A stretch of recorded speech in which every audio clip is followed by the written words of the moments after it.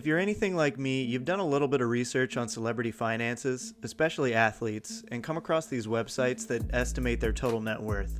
I've always wondered exactly how accurate they were, and I wanted to do a little bit of digging to find out. Welcome to MMA Money, and in this video, I'll be calculating Jorge Masvidal's UFC career earnings. We'll start in 2013 when he first joined the promotion. He already had some hype behind him and came in with a pretty decent pay rate compared to other rookie fighters. He picked up a couple of wins this year and ended with a total of $215,000. 2014 was a slightly better year. He won all three of his fights and finished with $252,000 for the year, bringing his career total to $467,000. 2015 was similar, although he lost 2 out of his 3 fights and made slightly less than the previous year with $220,000.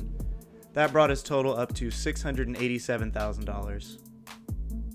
2016 was a good year for a couple of reasons. He did lose a tough split decision in May, but still won 2 out of his 3 fights. It seemed like his level of competition started to elevate this year as he made $100,000 more than the previous 3 years, coming out to $321,000. That took his UFC earnings over the $1 million mark. By 2017, the name recognition of the fighters he competed against had increased dramatically from the previous years, including the likes of Donald Cerrone, Damian Maia, and Stephen Thompson. By this point in his career, he was consistently a main card fighter, and although he unfortunately lost 2 out of the 3 fights this year, he still took home slightly more than 2016 with $353,000. This brought his career total up to $1,361,000. 2018 was a turning point for Masvidal. He took a long layoff from fighting and actually participated in a reality show in the Dominican Republic. He credited that experience with helping to revive his career.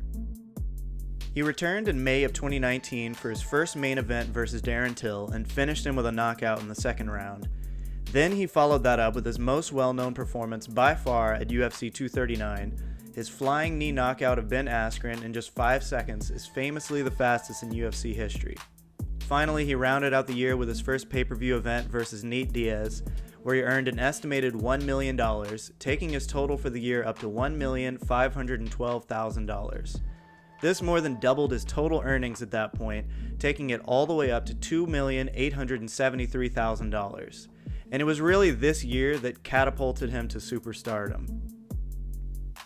2019 went so well, in fact, that in 2020 he earned his first welterweight title shot against Kamaru Usman at UFC 251. He lost the fight but still took home an estimated $1 million when including his share of the pay-per-view, and that would be his total for the year since he only fought once, bringing his career earnings up to $3,873,000. 2021 went similarly to 2020. Another title fight lost to Usman, only this time due to a spectacular second-round knockout.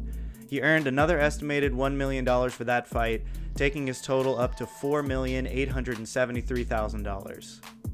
And that brings us to the present day, where he's scheduled to take on Colby Covington at UFC 272. For the final number, I went ahead and rounded up to $5 million and added an additional $500,000 to account for his fights with Strikeforce and other promotions prior to the UFC. I didn't do any calculations to get that number, just made an educated guess. And that brings his grand total for his gross career earnings to $5,500,000. I might have been a little conservative, but it's actually not too far off from the $6 million figure we're seeing online. One major thing that I didn't account for is any endorsement or brand deals he made outside of the UFC. There's really no way to know for sure how much he's made from sources like that unless Jorge comes out and tells us. But as popular as he is, I'd imagine it's a significant amount. His real gross earnings could be several millions more than what I calculated here. And finally, I wanted to figure out how much of his earnings he actually takes home after accounting for expenses.